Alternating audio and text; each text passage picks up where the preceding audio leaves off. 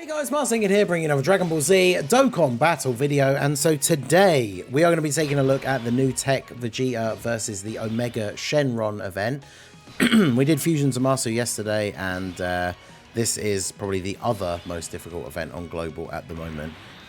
Unfortunately, of course, both of them being as difficult as they are because of the whole AoE situation, right? So we've got no Goku on this first rotation, so a little bit of an awkward start for Vegeta. We're not going to get any, well, we're not potentially going to get any extra supers here. Of course, Omega in slot 1. Oh, we're going to be all good. Omega has a horrible habit of super attacking you and immediately stunning or sealing you in slot 1 in this first tech phase as well, which is, of course, super awkward for any units that need to actually get their attacks, like super attacks, off in order to start stacking or to build up parts of their passive or anything like that. So not getting supered immediately here in slot 1 is really good. And also this Vegeta has been hit 3 times. So my Vegeta here, who is 1 dupe, full level 10 links, he is now fully built up after the first turn in his base form here. So I'm probably going to stick to the normal strategy. I feel like with the events we have on Global not being as long as some of the anniversary events that will be coming out, you still want to try and get as many stacks out of this Vegeta as you can. So having him stay in base for the first 2 appearances is normally the way I would go, but we'll see how we go in terms of how long it takes us to get through the first couple of phases, because the longer we keep Vegeta in his base form, the more he can stack, and so then obviously the more damage he can do once he's transformed, the more defense he has once he's transformed, and so we should be all good. So we got a couple of attacks off here with the friend. The friend is Rainbow. I think might actually be level 10 links as well, but that works out quite nicely for us here. So let's see. I think we'll do, yeah, we'll do this here. You guys are going to get a key from getting hit anyway, so we'll go ahead and do that. These orbs though, not the best orb setup here for anyone on this rotation, is it really? So we'll do that, and then I guess do that. Not great for Vegeta. We want Vegeta with one of the other Vegeta, like the actual Tech Vegetas, realistically, but I guess it's not the greatest starting rotation. I mean, starting with double Vegeta on the first turn is probably always going to be bad, right? Because you kind of want both of them to be your slot 1 units. But funnily enough, like, to jump into doing this recording, I had to quit out and restart multiple times. I think it was like 5 times in a row I had both Vegetas on turn 2. Which is definitely not what you want for a Vegeta versus Omega showcase. You don't even have one of them on the first turn, and then you've got to float one of them off immediately. But when we loaded in and had both of them on the first turn, I figured at least we've actually got him here on turn 1. Plus, of course, it is a realistic example of what can happen, because it literally did happen to me. Like I say, 5 times in a row, both of them on turn 2. So it's fortunate that the Omega Shenron event doesn't have a a limit on the number of times you can do it per day. Because if this was a red zone stage, fortunately we get the +1 attempt because of the power level bonus. But this would literally be my last attempt at the stage, attempt number 6. So yeah, not really ideal, but you know. So on turn 2, starting out at 408k defense. Remember, he gets a huge buff as soon as he gets hit for the first time already anyway. So we're going to be looking pretty good here. I'll grab this for you, grab these for you. Top back up to full HP. It's actually when he takes the first hit as well. So because we basically went back up to full health, we got the full defensive buff from him getting hit, which means he already has like 1,000,000 defense before he even super attacks. Which again, this being my one at 69%. Very, very good. No Goku on the rotation still, unfortunately, for this one. But we will have the Vegeta that's floated off onto the second turn. He's going to have the Tech Carnival Goku. Fortunately, we're still just getting all of our attacks anyway. Because remember, from his passive, for the first 3 turns, he's getting an additional super. And so I think we got the hidden potential both times, because then he can get 4 attacks in 1 turn if you're with a Goku within the first 3 turns and in base. Once you get past his 3 turns where he's getting the additional super from his passive at the very start, right, for the 3 turns, that's when it can become really awkward to not have a Goku on rotation, because you could potentially just be super attacking once and then not get the hidden potential, and then that's it for the turn, which, I mean, he's still good. Like, he gets most of his defense from getting that first hit. So in terms of his defensive performance on the turn, it's not the end of the world if he only gets the 1 super. But of course, we want him to be stacking, right, like as much as possible. So we do want to get as many super attacks in as we can. So Future Gohan, wow, Future Gohan not finishing. Okay, Future Gohan's just going to get a couple of extra attacks in here at the end. Omega dodging both a Future Trunks and Gohan super attack there during that turn, but we got the boys to come through. So let's see, where's the AoE? See, Vegeta can get a bit of, I guess on the first turn, before he's transformed, he doesn't necessarily need to get hit first. So I think I'll do this for now. And we will keep him untransformed. So let's go for these. I want to try and give the Tech Orbs to Birdcoo at the end here. The AoE being in the final slot is pretty beneficial because he gets his 18 key super off, gets a stack on his defense. These guys haven't been hit very much, so this will probably do a bit of damage here, especially because it's slot 1 and pre-super. Passive is not fully built up. I've not really used Vegeta and Trunks on the new Vegeta team very much, because of course one of his leader skills is Vegeta Family, but they're not on any of the extra 30% categories that he has, so they are only getting the 170 lead from him. And then unfortunately the other thing is of course the fact that they are a unit that does very much want to be in slot 1, but then so does this Vegeta. I mean, he doesn't need to be, but once he's transformed he really wants to be, because if you get hit first, you get the additional attack. But in one of these events where you're fighting an enemy that does AoEs, that actually can be quite beneficial, because if, say, the enemy is attacking in slot 1 with the AoE, we can put Vegeta and Trunks in slot 1 for their defensive boost, and then Vegeta, while being in slot 2, he's going to get hit by the AoE before he attacks, and then get that big extra buff. So that works out really well for him. So we should be all good here. So we get hit by the AoE. Yeah, Birdcoo still takes quite a lot of damage. Someone commented on one of the videos yesterday. I should reply to the comment, but someone commented on the Vegeta versus Zamasu video saying, like, it was something like, I love how Global forgets Birdcoo exists. But it's like, man, as much as I like that unit and have very much enjoyed using him over the year plus since he came out, he's not great anymore, unfortunately. So let's see, what's your defense now? 555. I mean, we can still afford to get another stack in here with you. Shall I just float you on? I suppose realistically Trunks is going to want to get his defense before getting hit by an AoE, so we'll do that. And then that drops these down so we can get the 6 orbs for Majin Vegeta, as well as getting a bunch of int orbs. So now we get a couple of extra stacks. Well, potentially only one, because this is what I was talking about now, where we're outside of that first 3 turns, and we don't have a Goku on the rotation. So we did actually get the additional from the hidden potential, but it's only a normal. And then he's going to eat the super. So how much does he take from this? Shouldn't be too much, right? 35k, yeah, that's pretty good. Because he keeps his guard, but he loses the damage reduction. He only has that for the first 3 turns. But once you start getting up to like having over 1 million defense and you've got guard, against bosses like the STR Omega, you're going to be all good, right? Now, some of the new tougher bosses from the anniversary, maybe that won't be so great, but with those events being a bit longer now and the first phases not being as crazy, you definitely will get a good chance to build up. And as I said in yesterday's video, like in this event specifically, because we know we have to get up to the int Omega where we're going to have to take AoEs, there's a lot of the Goku units, or units whose name includes Goku, that you bring on the team to get that extra buff for Vegeta to get more super attacks, who just won't be very good against the AoEs. Like the int LR Super Saiyans is another good example. Again, we didn't bring into the Zamasu run. Now for this one they could be okay, because the STR Omega AoEs aren't as bad, and then the idea is you would save the active skill until you get to the int phase. And then we'd still probably put them in slot 2, but we'd use their active skill so they get their on super defense buff. And then that should keep them somewhat protected. But alright, so we got the domain, which gives us the nice buff here. I think we will save the Gohan active skill for now, though. So we'll do this. And then Vegeta's at 515. I think we still probably just go for another...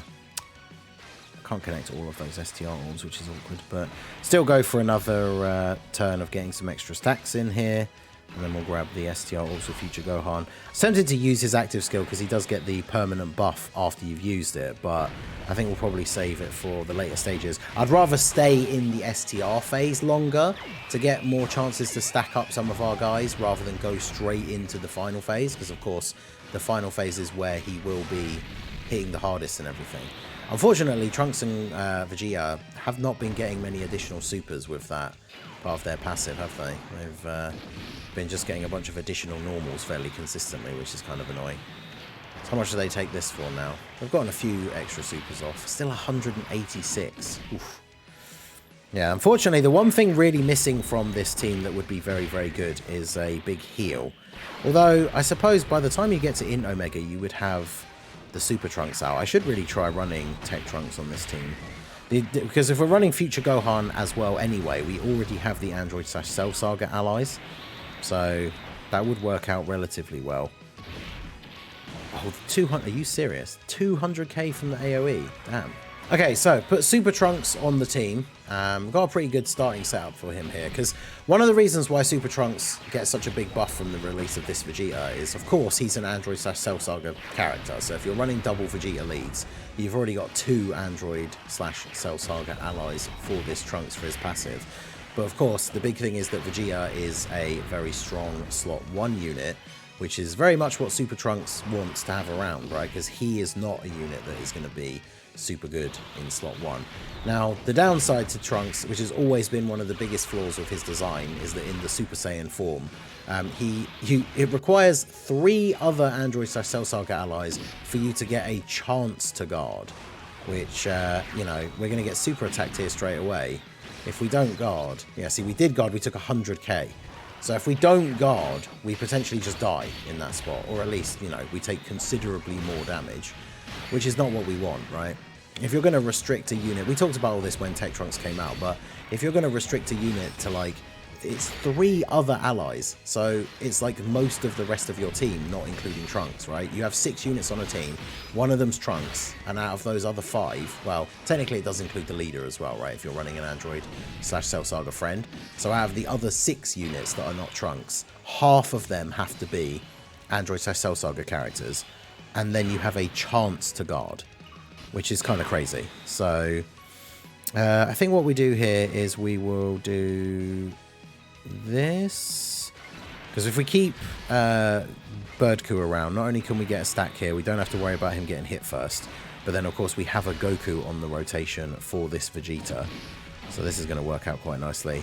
I was about to say, watch him get sealed though, or stunned. It's one or the other, right? If he doesn't stun you, he seals you. So pretty unfortunate, because Vegeta gets his full build up from this first turn, but then doesn't get to get any stacks, which is, again, the downside to this Omega's design. So one of the reasons, I feel like people massively overlook that for one of the reasons why Omega is so difficult, because the main reason, of course, is the AoEs. But, yeah, like, so many units that you're going to want to put in slot 1, because just the way units have been designed recently, there's a ton of units that are your slot 1 defenders, but they need to get attacks off to then get built up so that they can be good enough later in the event. So if Omega just slot 1 supers you, they can tank the damage reasonably well, but then they don't get to attack, or at least they don't get to super if they just get sealed instead of stunned, which can be very awkward. So we'll use the... So with this Trunks, you do probably just want to use the active skill straight away, because the action break, that could be a slot 1 super, but the action break counts as one of his attacks, which obviously means the more he attacks, the more likely he is to, well, I say the more likely, the more you attack, that's how you get your transformation condition. So we do need him to attack as many times as possible, and the active skill counts as one of those. Ideally, he action broke the super. We have no way to know, but we didn't get supered immediately in slot 1, so that's the important thing. So this Vegeta able to get his attacks off here, especially because if Vegeta does get a whole bunch of additionals, fortunately he's not doing crazy damage. But that's the other thing about using that active skill to get an extra attack in with Trunks. Because if you are using him as a slot 2 unit, then obviously you run the risk that the unit in slot 1 attacks a whole bunch of times, finishes the phase, and then he doesn't actually get to attack on that turn. So, but yeah, we'll see how we go here. Hopefully he doesn't get supered again. I mean, at least he did guard on the first turn, right? But we've gotten enough attacks off now. Okay, we get another super as well, 7.2. I mean, Tech Trunks can be decent, right? And this team, as I say, another big buff for him. It's another 200% leader. He's getting supered again. Bro. Okay, he did guard again this time, thank goodness. Fortunately, once he's transformed into Super Trunks, we don't have to worry about that, right? But, man. Although, that being said, he only gets his real big, like, Super Trunks buffs for a couple of turns. So, we are going to hopefully not get immediately supered here, because this Vegeta now has not attacked at all. So, he's going to get, what, 1 super if he crits? It might, well, it might even just be 1 super regardless. Or, of course, he just supers me again in slot 1. Bro, come on. So, yeah, this is the worst case scenario for this Vegeta, because now we're going to get to his 3rd appearance where he's lost his damage reduction, and he's had no super attacks. So he's had absolutely 0 stacks of his passive whatsoever. I wonder what he looks like transformed in that situation, but, I mean, I won't be transforming him straight away, but, yeah, that's crazy. Birdcoo not getting the kill. I mean, I guess that allows Trunks to get a super attack off here. Trunks does build up part of his passive by getting off a certain number of attacks, so I suppose that is somewhat beneficial. But yeah, now we get on to the STR Omega, and we will transform into Super Trunks. We'll try and save his Ghost Usher active skill for the later phase, right, when we get to the Int phase and we have the big AoEs. As long as we're not getting immediately AoE'd in slot 1. Alright, so you are going to have your guard. So we can go ahead and do this. Do this. Unfortunately, Future Gohan does take a bit of damage from the AoE, although Future Gohan will be getting hit 3rd. So Omega, very much like the design for the Sin event, right, is his AoE does less damage each person that it hits. So, and then yeah, look at that, 8,700 damage from the slot 1 super from STR Omega, which means if Vegeta had had the opportunity to attack first, then we would have just tanked for double digits. Although sadly, this is the example I was mentioning earlier, once you get to his 3rd appearance, no Goku on the rotation, 1 super attack, and then that's it.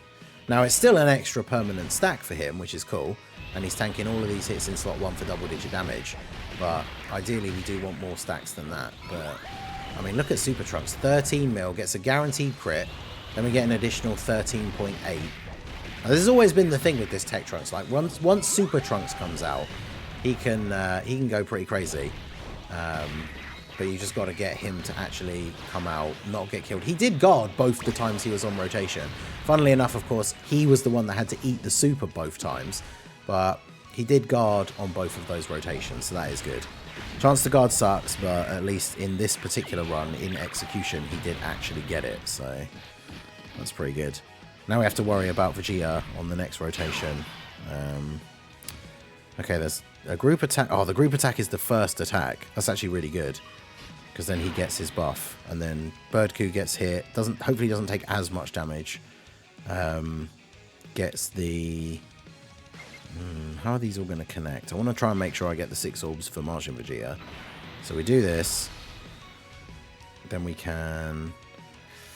Oh yeah, you do only need 4 key. Perfect. So if we do this, and then we get 6 orbs for... Let's do this so the greens drop down. But yeah, 6 orbs for Martian Vegeta. So this should be a good rotation. The first one being the AoE means Vegeta doesn't have to worry about getting hit first by the super. Not that it matters anyway, because he does get the defense buff as he's getting hit by the attack, so it works out fine anyway. But now finally, we're actually able to get some attacks off with this Vegeta. And we do have a Goku on rotation, so at least we have the extra chance to super here. And of course it was only a normal. Because yeah, unfortunately with a Goku on rotation, it's an additional attack that has a great chance to become a super.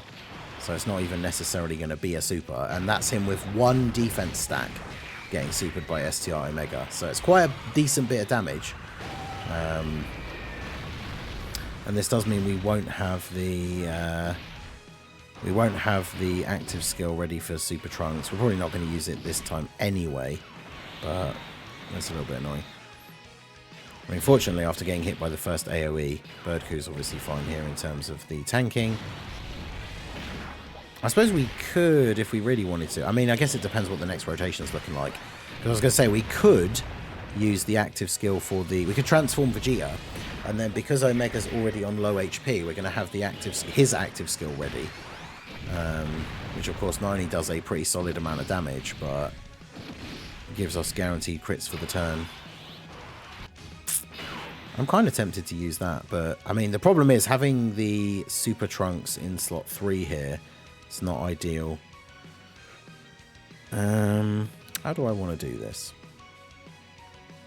That is a lot of attacks going on as well. I mean, Trunks of course does get the big buff. The friend to Vegeta is up to 670k defense, so we know he's going to be all good anyway. If we transform you, exchange you into the Sword of Hope Trunks. Because remember, once we get the right, that's Super Trunks. Once we get the exchange with this guy, not only do we have a lot of defense, we also get the 50% damage reduction for 1 turn, and then we guard all attacks and get an additional attack that has a great chance to become a super if we're in slot 1. So he should be okay. He doesn't get any extra buff from like orbs or anything, does he? He gets an additional super if we get 5 orbs. Which I don't necessarily need him to do, because I do want Vegeta to get some extra. I might as well let Vegeta get some stacks if I am actually just going to put him in slot 1 here. And Super Trunks has 223k defense, but he does have guard. So if we do this, sadly there's no tech orbs anywhere to speak of, but how much will Super Trunks? Super Trunks is getting hit 3rd by the AoE, right? So he should be okay, I think. So if we do this, and then we do this, and then we'll see how we go here. Oh, he's going to get supered immediately. Okay. 62k, alright, that's not too bad. Obviously the normals are going to be double-digit damage. What does Super Trunks take from this? 100k. Well, at least we survived the turn then, because we know that Super Trunks will take 100k from the other AoE if this Trunks doesn't kill Omega here. But we are also now on very low health, which means we could potentially run into issues on the next turn, because we're of course going to be getting to the in Omega phase. It is crazy to think about, as we've talked about in these videos already with Vegeta, it's crazy to think about like how much better his team is on JP than it is on Global. Like imagine if we actually had the STR Goku and Vegeta that fuse into Vegito on this team. Like, I mean, we potentially would have transformed already, but transform, get a full heal, then have the ability to dish out all those counters and all that crazy damage. Like, this team would be in such a significantly buffed place. Broly, of course, from the anniversary, Gogeta, like, this team just gets so many buffs. That's why I'm so happy, like, I wanted to pull him, right? That's why I'm so happy to have actually gotten the Vegeta, because once we get all those buffs from the anniversary, his team is going to be super, super good. But can Trunks actually finish him off here? Do I even want him to? You know, we're going to be able to get the revival with Birdcoo, I suppose. But it would have been ideal for Trunks to actually finish him off here. Although, this could work out in our favour, because if we do... we can get the revival here. There's no way we're not going to revive. So if I do this, we could potentially get some extra supers off with Vegeta, which gives him the extra stacks. Then Birdcoo will get his 18 key super, and then probably get killed. So, yeah, I think we do that.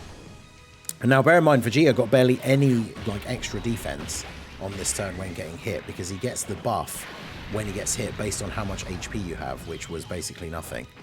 So, oh, and then of course we killed Omega. I'm so stupid. His health was so low. Why did I do that? We just dead now? I think we are, right? Like,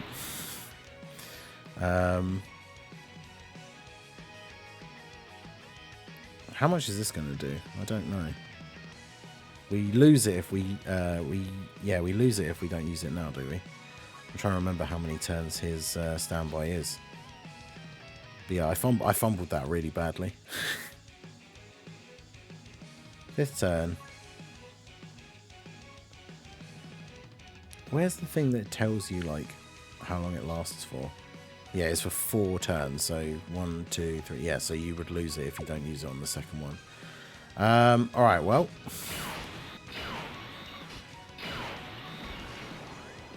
I think by doing the thing in slot 1, I don't know if that counts as like giving him the buff, but yeah, this is isn't it so funny as well? The Vegeta, we talked about how the Vegeta, his transformation condition is basically free because you only need to have 18% HP, and I think this is actually the first time that I've seen be below 18% HP, so I actually can't get it. That's crazy. Yeah, I think we just die. See, now we're above 18%, but it's too late. Margin Vegeta in slot 1. I mean, he might's got a lot of dodge, but yeah. Oh, Trunks with the dodge. That's pretty good. I mean, the problem with this rotation is we could survive as long as nobody gets supered. So I can't believe I didn't notice. Like on that last turn, I just wanted to get the extra stack for Vegeta before getting the revive with Birdcoo. And by putting Vegeta like to attack first, and then him killing STR Omega, that's potentially like doomed to the run here.